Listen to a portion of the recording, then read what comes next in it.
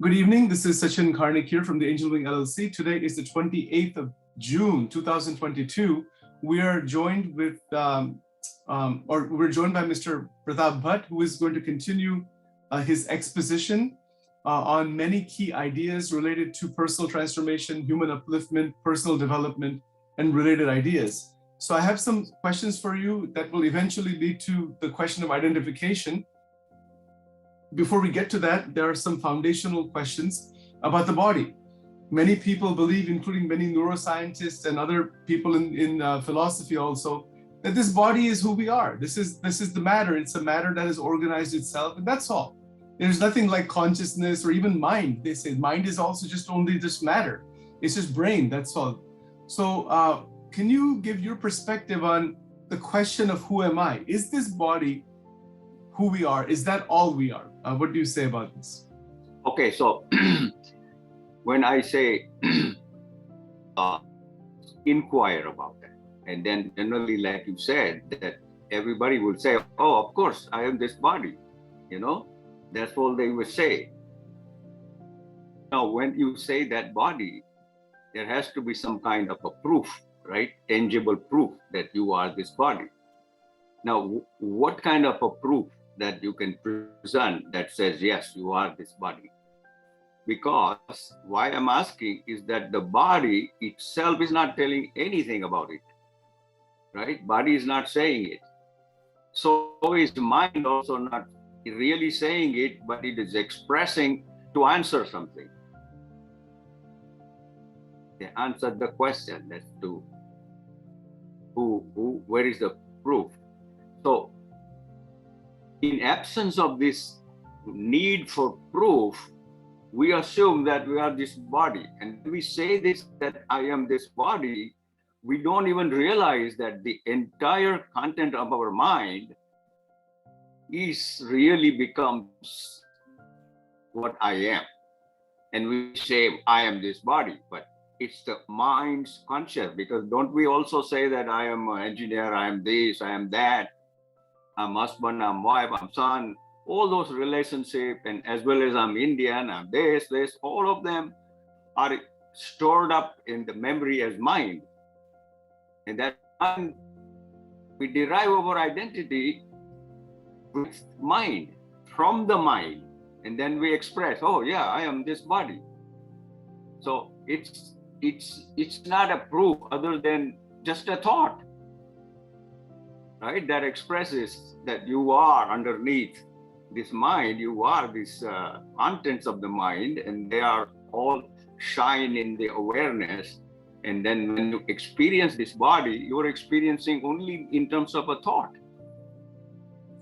Okay, all right. So when you say thought, that's the thinking phenomena that we experience. We all experience thought and emotion.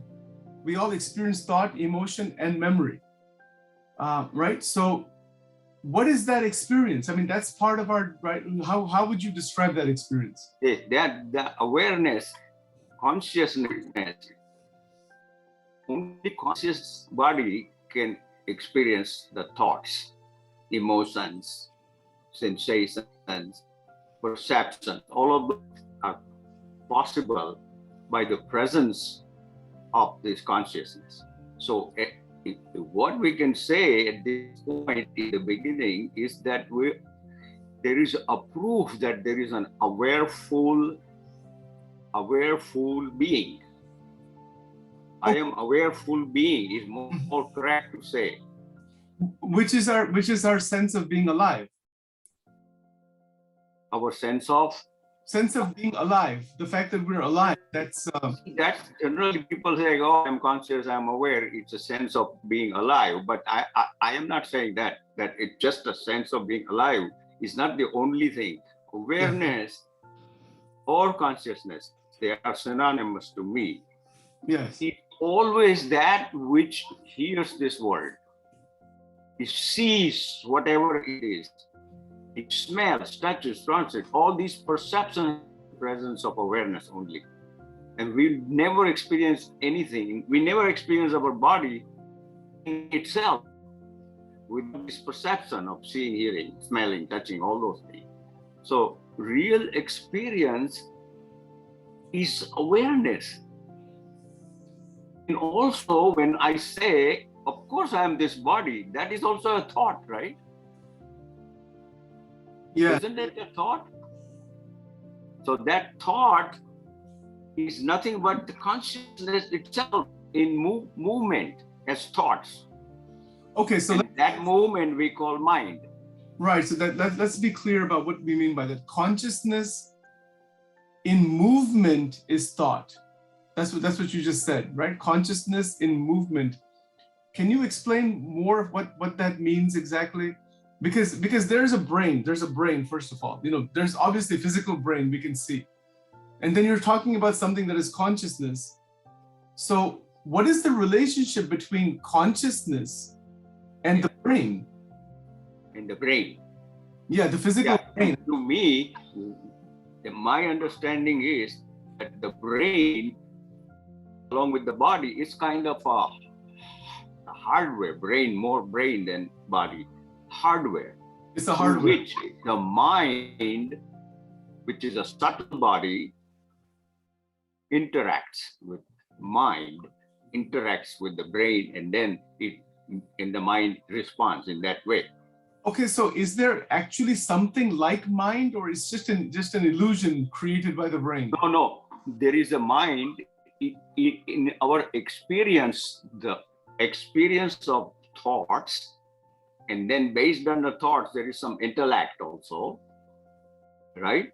Yes. And then and thoughts means what? The response of memory. So the memories, the thoughts, the intellect, and then those are the real experience that we call mind stuff.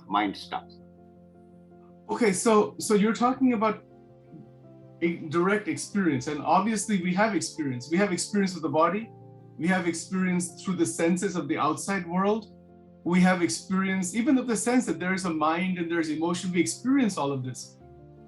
So experience is there. Can you speak to experience itself? Can you elaborate on what is experience? Yes, the experience, if you look at it, then we experience the mind, the world, and the body by being aware of it, which means that there are perceptions that happens, which are seeing, hearing, and all that. All that we experience is only our perceptions, which is experienced, and nothing more. Nothing in the world, objects in themselves can never be experienced. So these are only in terms of our experience of perceptions. Then these perceptions are given to the mind, because consciousness has created this. Consciousness, being a universal intelligence, has created this mind so that you can remember it by, in an empirical sense, that you name as a separate object. So each one of them is nothing but the thoughts or sensations or perceptions. Perceptions are sensations also, and the thoughts also. Thoughts are expressing. Perceptions is before, to my understanding, a perception happens first before even the mind steps in. And they are only seeing, hearing, and all that. Okay, so then this mind then steps in, and with the perception, it conceives the object, like body, and the tree, and the dog, and this and that, various objects. Okay, but we never experience those. Right. Okay. So I just have some questions on this. That assume for a moment that there is something like consciousness, just as an assumption, just for the time being, for people who are listening. It's kind of an abstract idea in most people's mind, because nobody knows what that is. It's like unknown thing. We know what is body. We know, we have some understanding of what is mind. But when you use the word consciousness, that in many people's mind, that becomes abstract, some theory, some idea of some kind of God or consciousness or Brahman or Atman or awareness or whatever the heck it is. Most people live in the world of thoughts and emotions and memories and desires, and this is where the interactional life exists, right? So how would you answer this? How would you say that if somebody was to say to you that what you're talking about, consciousness and awareness, is something that people have just created as an idea? There's nothing like that, really. That's just an idea created by human beings. What do you say to that?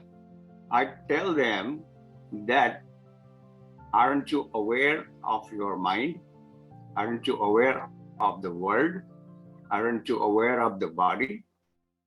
What would they say? Okay, so I'll give you an example. That if you were to take a highly sophisticated artificial intelligence system that is programmed by human beings, like in robotics and artificial intelligence, there are theories in artificial intelligence now that the machine can reach such an intelligent level as an android or in a robotic form, essentially an artificial brain, that you would not be able to tell the difference between a human being and that thing that is created. So these are latest theories in artificial intelligence, that you would have a being that looks just like Sachin or somebody else. It's purely constructed, programmed. It's a computer basically, but it is so evolved and so highly programmed, just like how we are programmed mentally, that you couldn't tell the difference between the two. You would not even know what the difference is. Even the skin is the same and everything is the same except for the mechanical brain. The brain is a mechanism. We have a biological mechanism, and that's a mechanism. We have a sense of consciousness. Does that artificially created thing, is that conscious? Is it conscious? That's the question. You ask the question, you will see that the first and foremost, the very artificial intelligent robot or whatever was only produced by human intelligence, right? Right? Yes, that's right. And there are always improvements in there, because they cannot answer everything unless the answers are put inside, right? Yes, right. And so there is somebody who knows how to make this robot artificial intelligence. We are talking about that. For example, my favorite example to point out the awareness as a most certain of all experiences is that if I were to ask you, are you aware right now of my thought or my words, for example? What would you say? You would say yes, of course, yes. Okay. Do you exist? Yes, there's a sense of existence. Okay. So you exist because you're aware of existence also, and you say I am aware, right? Right. So where did you get these answers? Did you learn it from the generations before you? Did you go to the school? Did anybody tell you that you are aware and you are existing? Suppose somebody say, "Hey, Sachin, you don't even exist." Right. Okay. So here's the thing. Yes, I'm aware right now of my existence, but if somebody puts me under anesthesia, that awareness is gone. Depending on the change in the brain chemistry, I won't have any experience. So there are those who say that this idea of consciousness and the Atman and the Brahman and the awareness and all this thing is an illusion. That's the illusion, not this material world is an illusion. It's exactly the opposite of Vedanta. It's very, if they say that when you get the anesthesia, I'm saying, let alone anesthesia, when you go to sleep at night in a deep sleep, right? Where is this consciousness? It's not the consciousness that is gone. Right. It's the body, mind as an instrument is not receiving it. When you turn off your TV, for example, TV is all hardware, right? Yeah. And it has to have this broadcasting wave, which is more like consciousness. It's a proof. Yes. Okay, so when you turn off your TV, does that mean that the awareness is gone? Because there are so many other TVs are going on. And when you go to sleep, deep sleep, there are so many people that know that you are sleeping. I'm telling you, I'm giving you even more solid example is that when you are not aware, of any object, that object does not exist for your mind. Yes, that's true. That's powerful it is. Okay. So you cannot refute the consciousness or awareness. You cannot refute. You can refute anything else. Mhm. And then when you say, yes, I know I exist and I'm aware, that is not a mind-based answer, first of all. Right. Okay. So That's a big insight that, oh, it was even prior to the birth of the body that I can say yes. okay. Yes. So we will get to that in just a moment. I want to go back to the question of deep sleep. In deep sleep, that is called Shushupti in Vedanta, Shushupti Avastha. In deep sleep, there is no, at least in proper deep sleep, there is no experience of any kind. It's the experience of non-experience. There's no experience of anything. It's not like waking or dream. It's not either one. It's the third one. So in deep sleep, there is no experience of anything, but nonetheless, the individual is alive. There is still life there. The individual is not dead. It's just that the brain is no longer active like it was in the waking or dream state, right?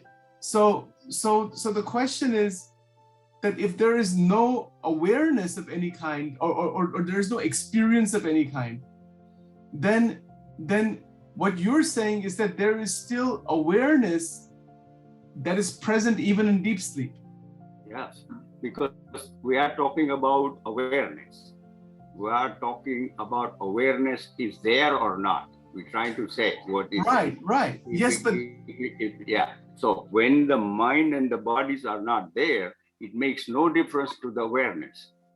okay, but hold on one second. That sounds like you're assuming there's awareness, like an assumption. You're starting with an assumption. It's our experience, because there is a big gap.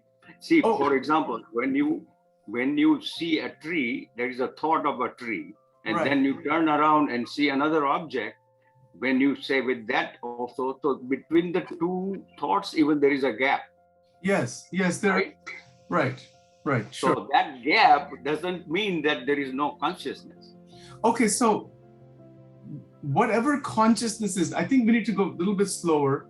Let's just take experience to begin with, any experience. For example, if I see a flower, I see a tree, I see the color red, I see my body. Anything that is in the realm of the five senses is an experience. First of all, let's just stay with that for a moment. So that experience does exist for the individual. I know I have that experience, and I'm assuming you have. It's an assumption. Everybody has the experience you're talking about. Yeah, but we would have to assume that. I mean, if you go carefully with this, when I see the color red, and you see the color red, you know, I'm assuming you're seeing what I'm seeing, but I don't have direct proof that what you're seeing is I'm seeing. You see that? You see, because it's my experience of red, but what you're seeing as red could be something different, which we don't know. It all depends on the body's conditions also, right? Yes. So when I cannot see, for example, when I cannot see, and then I go to doctor, what is he going to do? Only look at this eye as an instrument, remove all the obstacles that it knows. It is not going to work on the seeing, right? No. Because it knows that the seeing will work as soon as the obstacles are gone.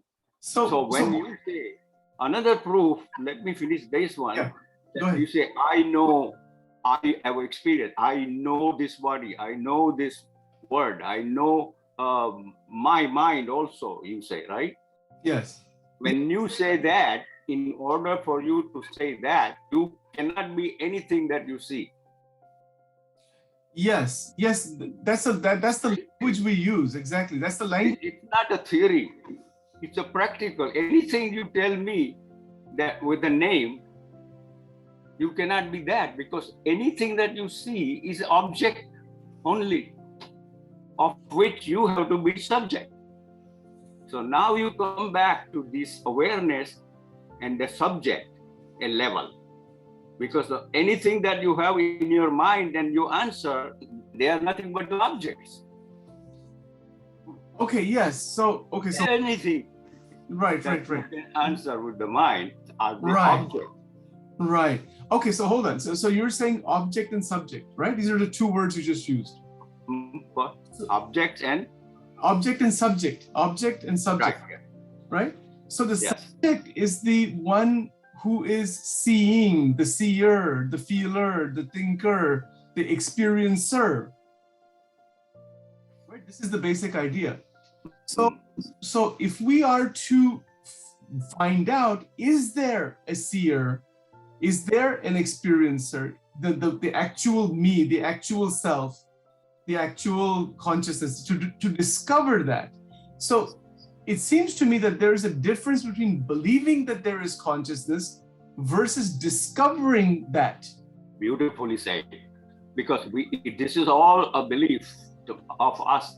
Even when I say I see a tree, I put myself, I as a subject.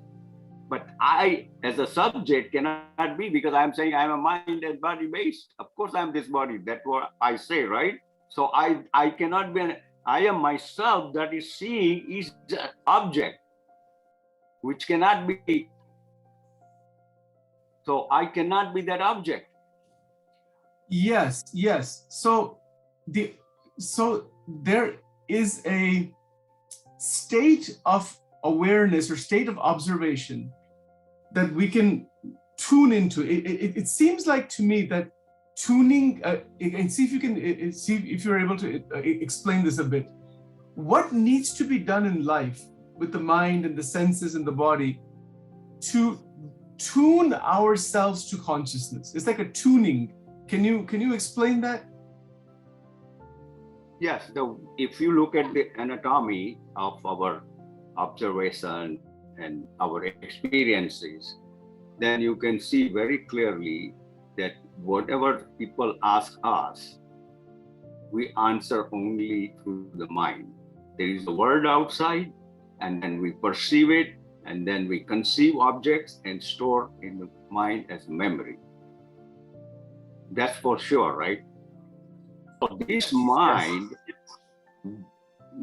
this awareness itself is now going to identify with the mind and then answer the question, right? Say, I see the tree. Right. Now that's totally a thought of mind-based, right? But then Yes. I see a tree. In that, I never realize that I am the thought. I take myself as a real subject. And I never inquire further than that of course, this is I that sees. But is it really our experience? We cannot say that I see a tree and then take the I as a real. Okay, all right. So let me ask you some things about that. In life, in our usual human society, this is what we do. We say, this is my family, this is my I love these people, all that stuff, identification with name, profession, with the culture, with tradition, with so many things, with beliefs, whatever it is, right? There is identification. Yes. And so this is what I want to ask you next. Why does identification exist? Let's start with that question. Why does identification even exist? Yeah. My answer to that, according to my understanding and visualization of my experience, is that the identification is not of a problem, because if you ask me any question, then if I don't answer, who is going to answer? So I have to answer, right? So Yes. that I call Pratap, answers. So this Pratap has to be some kind of a tool to answer the mind. So this identification is meant so that we can communicate with each other, and we can live separately, knowing each one of us has some functions and all those things that we know. identification is itself is a tool that the intelligence has created, and it's a must, because then only you can properly guide your mind when it understands that it is a tool in the hands of this intelligence called consciousness or awareness. Yes. Okay. Okay. Who else can identify? You tell me. No, that's Who else can right. identify? Another, again, we call it Chetana. Only Chaitanya can identify. Only Chaitanya can be in ignorance. That's the only thing. The rest of the objects of this world, seeming object of this world, don't have any say in what it sees, what is seen. Yes. Don't have any say. So that in itself is a proof that you were asking why there is an identification. This identification is there because it's intelligence that has made it so much like that, so that we can use our mind and the body as a tool. Then only I will go to doctor. Then I will say I am going to the doctor, right? Yes. Yes. No, I understand. Yeah. That's the purpose of this identification, so that we can live in the dual world with this knowledge that this identification is not really me. Right. Right. The belief system handed over to us from the generation that, yeah, you are Pratap. And then when I ask, who are you? Then I'll say, oh, of course I'm this body and the mind. Now, I'm this body and the mind says who? Mind and body doesn't say. Mind also doesn't say, it just expresses it, what I want to express. Exactly. So, right there is the proof, and the biggest support I got was from Krishnamurti's famous statement that observer is the observed. I am observing and I'm saying I'm seeing, but actually I am myself is an observed, because I derive my identity from the memory that was stored already in the mind. So that is artificial duality between me and my desire, me and my expectation, me and angry, emotions, me and jealousy. All those are thoughts also. But when I attach I to those thoughts, they get a reality. They get just become powerful. There is no such thing as a controller other than control. Word is used, and an adjective is a controller. So this same Pratap is a doer, controller, thinker. All those things are duality if I take them real, isn't it? Look at the experience. Yes, yes, definitely. Definitely. So a life that, an individual, a person who is living a life of, let's say, phenomenal freedom, can you explain how to use the identification masterfully? Can you explain identification? How to use the identification that one has, the identification that one has been brought up with, the conditioning in general is the conditioning, how to make good use of that, but at the same time not be stuck within the boundary of that conditioning.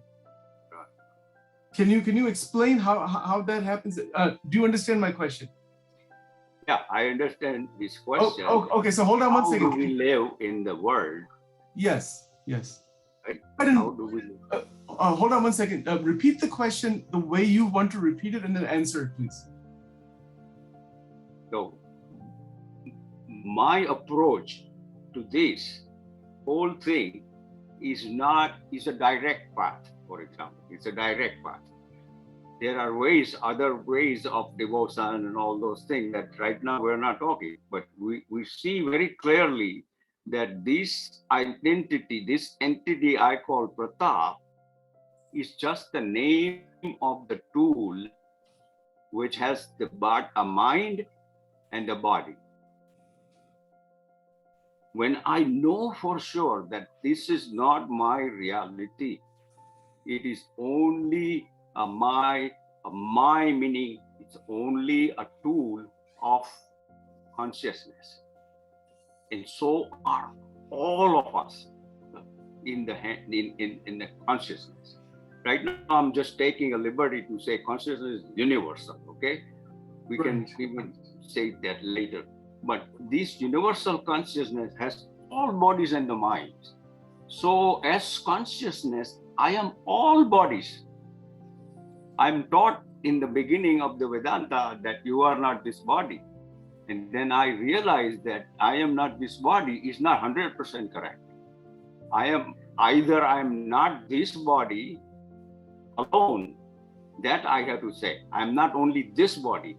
Either I'm all body, meaning all existence, including everything. Yes, yes. Or I am nothing. Nothing means no thing. I'm only experience. Consciousness, I'm only experience, which has no limit, because this consciousness is infinite, because I cannot make it into an object. Right, exactly. Exactly. If you cannot objectify this ultimate subject, then you cannot say anything as to what it is, attribute-wise, property-wise, limitations-wise, nothing. So when I know for sure that that is what it is, that we are all one existence, Sat, of experientially it's Chit only, the consciousness, then automatically I will not see separate bodies then anymore. I will see all as one existence and me only. And that removes so much of our problem, like, that they call it the Sadripu, the six enemies, right? Yes. All of them are based on separation, me, and I have to be defensive, remember? Defensive always. So when I know that we are all one, then I don't have to worry about suffering because somebody has more money, somebody has more reputation, somebody is wealthy, somebody has some extraordinary power to even design a robot. I don't have to worry, because it's me using their bodies. It's all one, that one consciousness is doing all those things. That is such a big relief it is. And then at the same time, I can deal with each one of us also in a very, very nice and good manners, rather than, defending always myself. Yes. So yes, that's very, very beautiful. To reach such a state, again, I would be careful with the language. This awareness, consciousness is just there. It's already there. It's not something that's going to come later on or something. It's just there. It's already there in the present, right? That's why I'm saying that I hesitate to use the word state. Yeah. Consciousness is not a state. It's not a state, right? In the consciousness, so many states arise: waking, dreaming, and deep sleep, and so many other states arise. They come and go. But when it comes to consciousness, it's our nature. Yes. Okay. So all right. So let's go carefully here. You've talked about inquiry, this path of inquiry as a path, which is what we're trying to do here. And this is one of the ways of trying to reach that stage of self-mastery, or the transformed state, whatever language we want to use. A path of inquiry. So who is it that is inquiring? If there is inquiry going on, very good question. Who is it that is inquiring? Can you elaborate on that? Yes. See, if I am an entity, which is basically consciousness itself, that has identified and self-imposed limitations for different reasons right now, I'm saying, if I am that entity, then there is consciousness, right? Only it's ignorance by the belief that I am taking it, I'm a separate, independently existing entity, then that's it. But basically, I am still consciousness. So when I come and I hear people and I listen to and I get interested in knowing who am I because of my suffering and all those things that bothers me now. So I start to inquire, that leads me to say, who is it? So apparently it's Pratap that goes to satsang and all those things, but it is not really Pratap only. It is because there is an element of consciousness that Pratap is really, right? So that Pratap then goes, all those things, here's the satsang, here's the question, goes to Raman Maharshi, goes to various teachers and everything, reads lots of books. Underneath there is such a powerful longing and interest that. So I always say that I am not going to the satsang. It's a truth that is taking me to satsang. Truth meaning this consciousness. Because now it is stirring, to get free.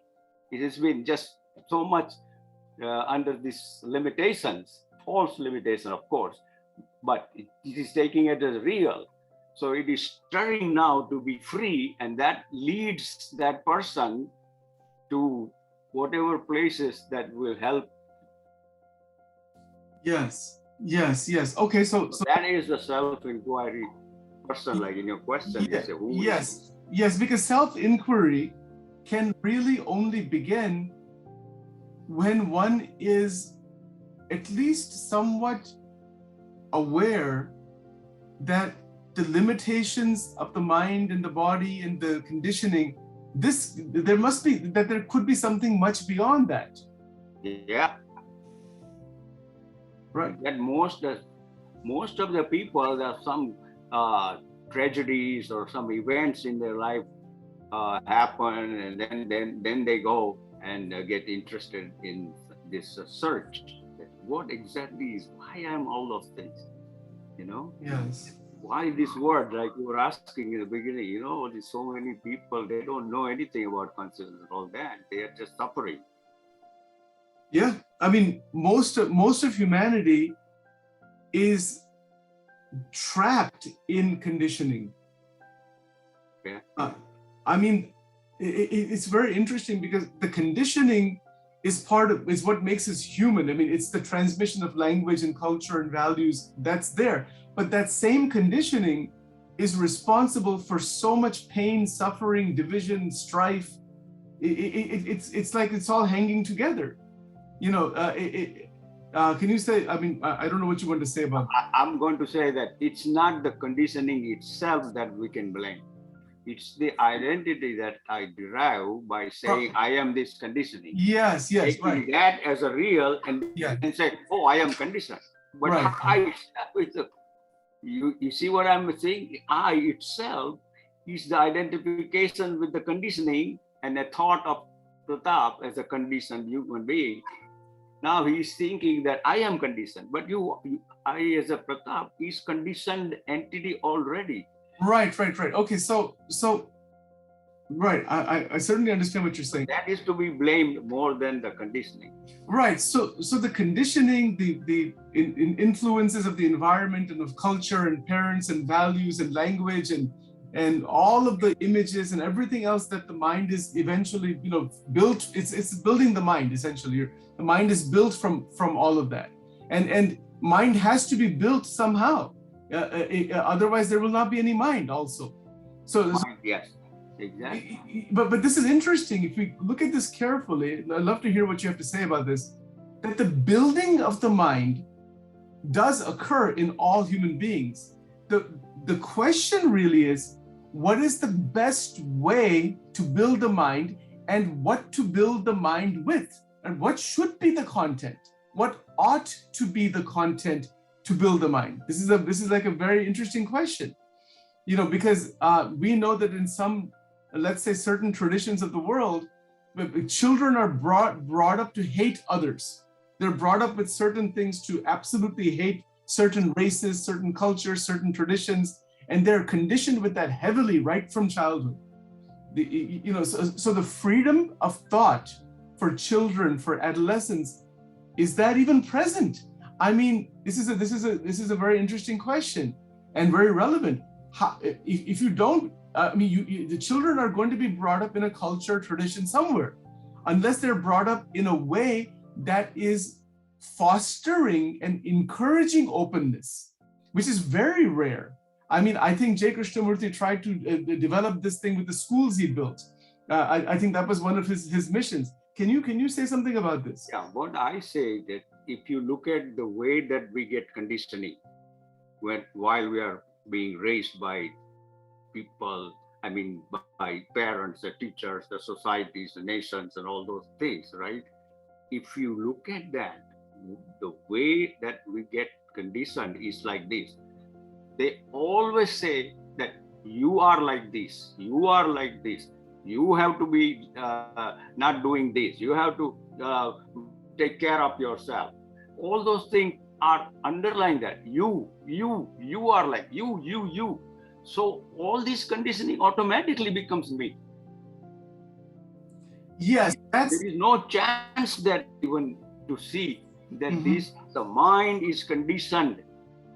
Right. But it's not me, unless I am taking based on the belief that people tell me, right. And then I also add something on my own to keep my image so strong. So the conditioning itself is creating this identity. Yes. Yeah. One of the things that J. Krishnamurti was big on is about education and raising children and adolescents, and so they learn the subjects of the world, they learn about the world, but they are growing up with freedom of the mind. The mind is remaining free while it is getting the knowledge of the world, and even though it is getting conditioned, but it's getting conditioned with a certain freedom. This is what I think he tried to do with the building of the schools, the six or.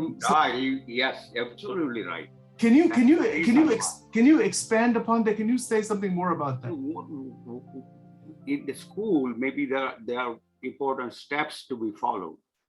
But when it comes to Krishnamurti's teaching, or when we are talking here, we just have to understand that this conditioning is itself becomes I, because that's how we are conditioned, that you are like this, you are like.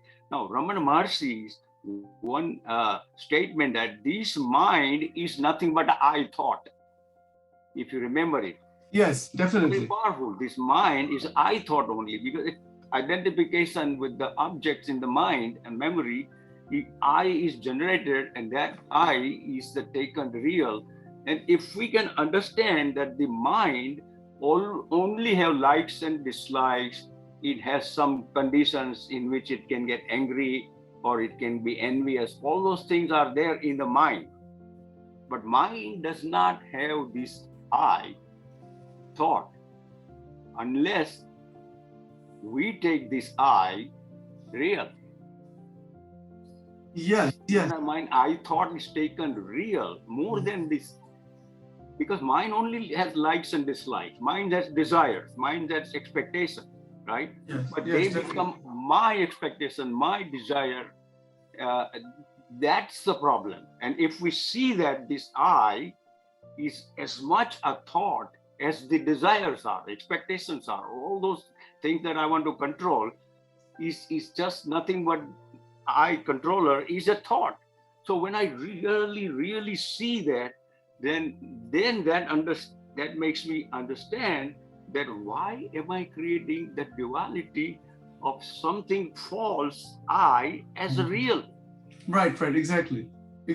So when I see false as the false, beautiful things happen. And that's the Krishnamurti's whole life. He spoke that. Yes. False as false. Yes. The truth will set you free.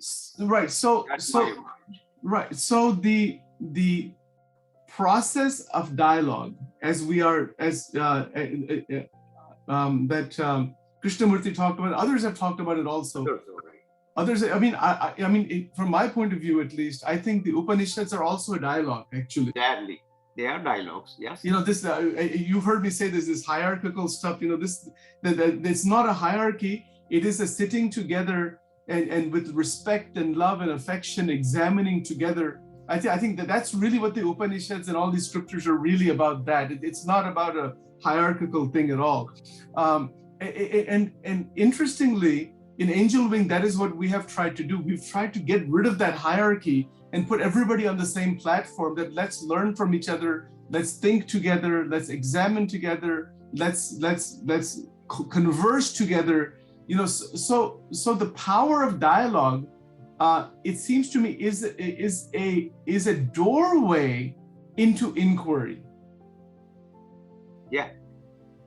So can you explain what that means? I mean, you agree with that, but can you explain? I agree with it, because when we talk, like you said, the example would be Krishnamurti dialogue. We're all exploring the truth together simultaneously, okay? And then that exploration leads us to see the truth that I'm talking about. If we have open mind, that's the one of the most important requirement, is that the mind has to be open. And the mind will open when we are interested in finding out the truth. And then open mind only will receive. Okay, so hold on one second. So I have some questions for you. The open mind, let's just look at that expression for a moment.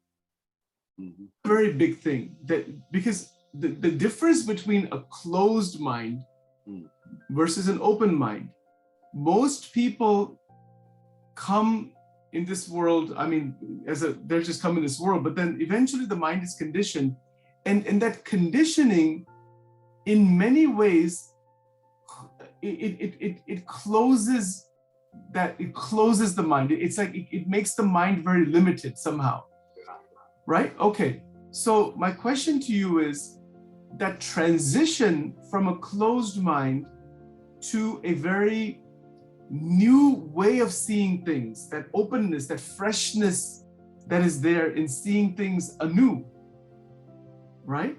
Yeah. Can you describe that transition and how that happens?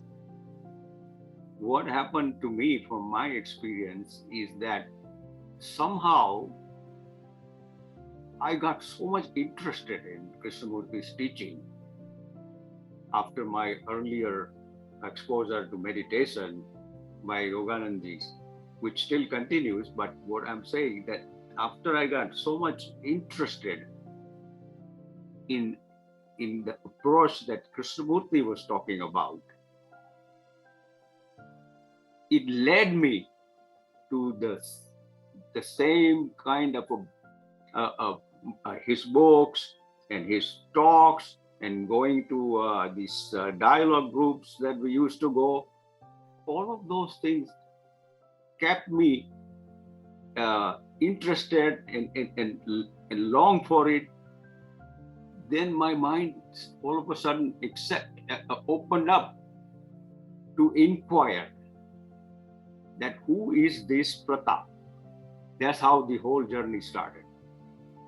With the help of then later on with the Ramana Maharsi's teaching, and that Francis, as I said before, and Rupert Francis disciple at one time, Western teachers, and the masters who all drew the Westerners.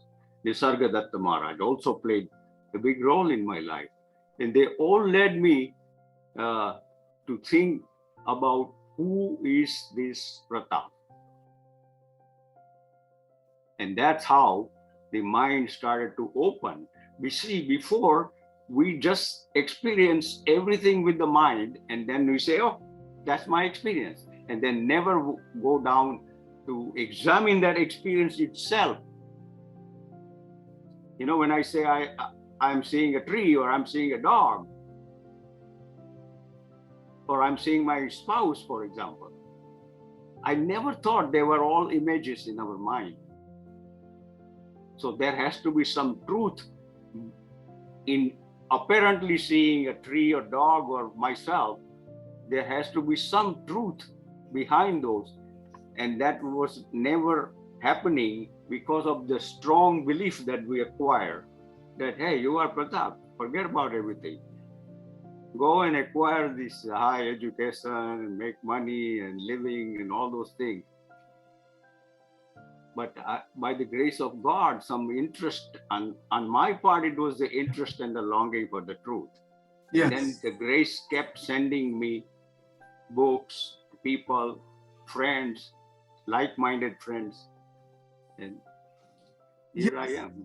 Yes, definitely. It seems to me that people are wanting a way out of suffering. Everybody wants a way out of suffering, and they try so many approaches.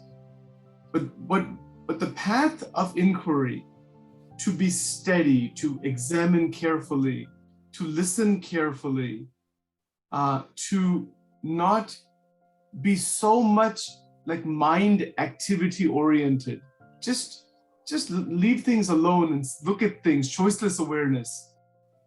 These ideas or this type of development, most people are not knowledgeable about that. Most people are trying to do something to get out of the suffering, trying to end the suffering, some kind of activity. The difference between path and pathless, the notion that Krishnamurti talked about, that there's no path to that as such, is very interesting, because it seems to me that in pure observation, the reality of the mind, what the mind and what it actually is, it seems to unroll, it seems to open naturally.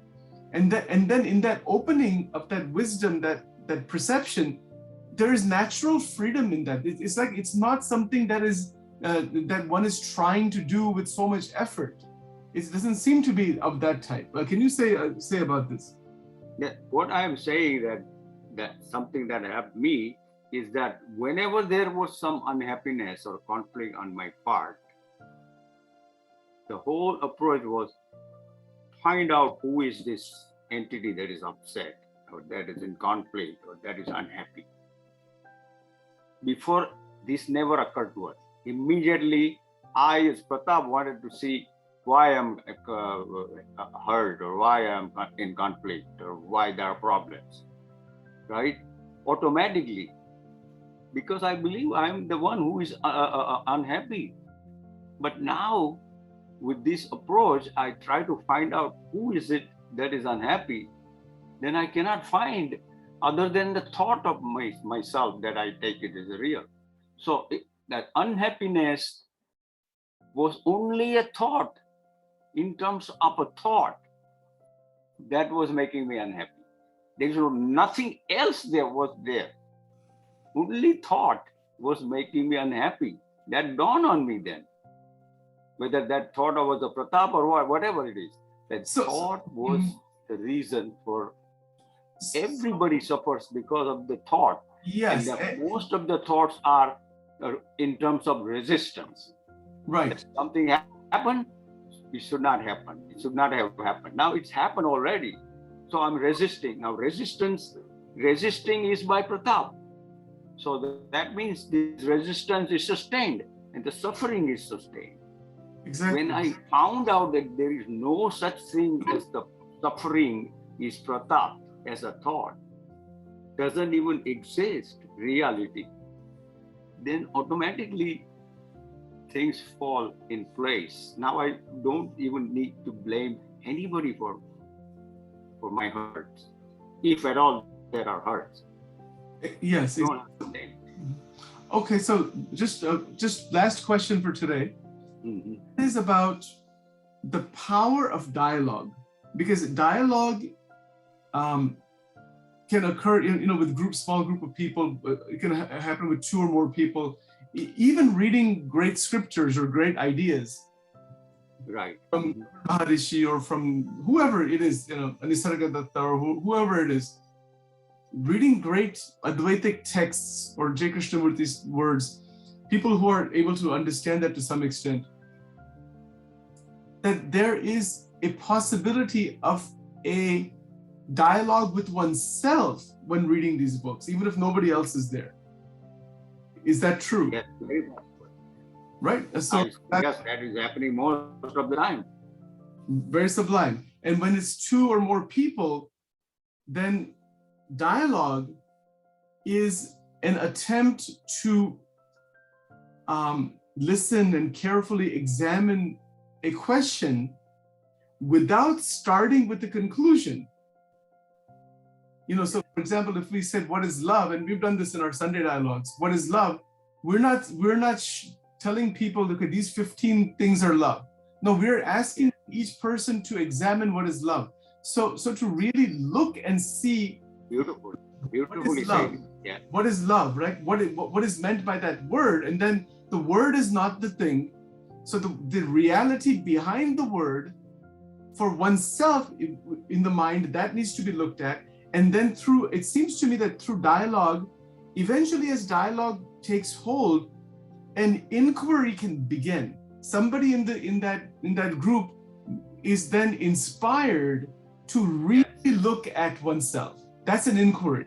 Do you agree with this? And if so, can you? Yeah, I agree with that. Inquiry, especially through the dialogues, is very important, because see, in dialogue, we are like-minded people, right? They come together. And then when it looks like that you are speaking your mind, but actually now you have a resource of other minds also. Right. So exactly. you have a greater mind now. Yes. Because things can come from any mind, right? So which that actually is another advantage, that you are sharing the minds. Yes. When you're open, it don't have to be only this mind has to say right thing. It could be any other mind also.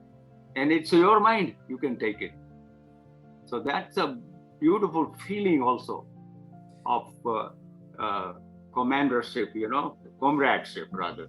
Yes, and it's interesting because the dialogues are an attempt to listen to oneself, to get to that. It's a path. It's like even though Krishnamurti talks about no path, but it is still a path of inquiry. There is a path there. Dialogue is like a sadhana in that sense. So it is an attempt to listen without prefixed conclusions. And that is very, very special. That doesn't happen in life anywhere. Where in the world does that even happen? Yes. It happened to me I learned more from the dialogues or from the group of people in the retreats that you talk. You get the question answered by your guru, so to speak, or teacher. But then at the same time, these other like-minded people and the teacher also spend time with you in the eating, while doing something, while going for a walk, all those things. You spend time and you learn from how these persons, tell us about their lives and their experiences, and their gesture, in particularly teacher teaches not only through the words, but how they behave when in the group, and how the gestures that they make. Everything is so conducive. It's like a dialogue. And that actually, there's a great beauty in that. Great beauty. Yeah, it's really something. It's tremendous. It's very, very potent and intense. There's a great beauty because there is a natural respect to whatever is being said. Exactly. That's interesting in itself. And then also there is a very there's an attempt to observe the personal reaction and response. Yes. It's like you're sitting in front of a mirror. Yes. Watching yourself. And then if you remember the days in Krishnamurti dialogue, we had so much fun in the 3 days. Yeah. We forget almost the whole world. And then somebody will come in on the last day. Oh my God, it was so good here. And now we have to go in this world. But actually, the word that you lived is the right word. that you can bring outside also. Yes. So if you were to take that further, these dialogues and inquiries and all these things are, they bring that mind to a fresh quality, a new quality. And then all that is really required at that point is just to be aware enough, to be on guard enough, maybe to be attentive enough, just to keep the mind open. That's all it is, actually. Yeah, and the mind, when you keep the mind open, already this entity called Pratap is absent already. Exactly. So it's like in happiness, the one who wants to be happy is absent. That's the true happiness. Look at your experience. When you start with, I want to be happy, I want to be happy. But when you are happy, there is no I want to be happy at all. So that it tells us the dropping of this self is the unity itself. Yes, the dropping of the self. What's interesting in today's world of all this technology,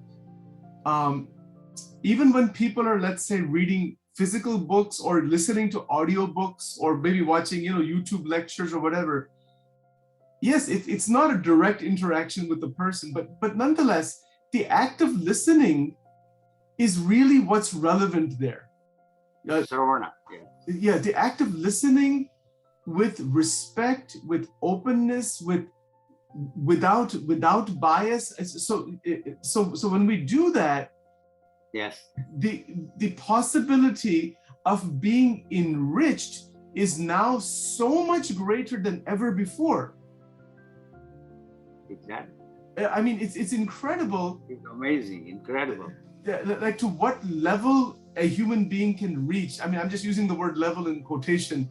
That there is such an opportunity for human evolution because of technology. And then the same technology, the technology is just technology, but one could wind up associating with all kinds of stimuli online that can absolutely shatter the mind, absolutely be destructive and harmful and damaging at levels that are unheard of. So you've got two at two extremes, really. There's one extreme of intense damage and one extreme of the most profound and sublime realization. Nicely said, very nicely said. Yes. Very nice. Okay, so would you like to make any closing comments today on identification or self-mastery? Anything you'd like to say in closing today? Yeah, the only, just in few words or few statements, as I have seen in my life, that this identification by this consciousness with this body and this mind limits itself to this body and this mind, which we take as a belief system handed over and take it as a real. That's a real Pratap is only this mind body based Pratap. And if you address that identification, not by, you don't have to do anything, just to see that that is true, that Pratap is born out of the mind.